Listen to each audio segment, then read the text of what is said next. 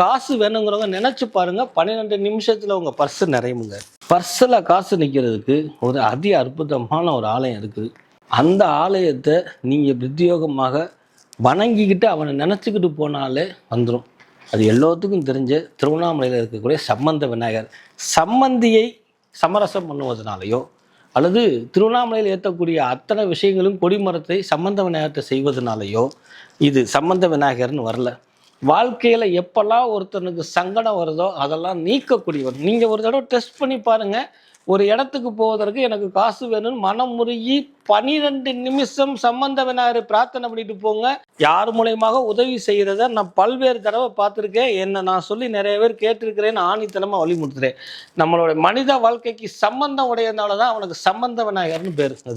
அதனால தான் அண்ணாமலையாருடைய திருவிழா எல்லாத்துலேயுமே இங்கே வர்றவளுக்கெல்லாம் இறைவனுடைய சம்பந்தம் கிடைக்கணும், இங்கே வர்றவளுக்கெல்லாம் லட்சுமி கடாட்சம் கிடைக்கணும், இங்கே வர்றவனை அளவுக்கு அதிகமாக ஆடுறவனா ஆட்டம் பாட்டம் குறைக்கணும் அப்படின்னு உணர்த்தக்கூடியவர்னால தான் அவருக்கு சம்பந்த விநாயகர்னு பேர்.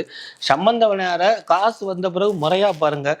காசு வேணுங்கிறவங்க நினச்சி பாருங்கள், 12 நிமிஷத்தில் உங்கள் பர்ஸு நிறையுமுங்க.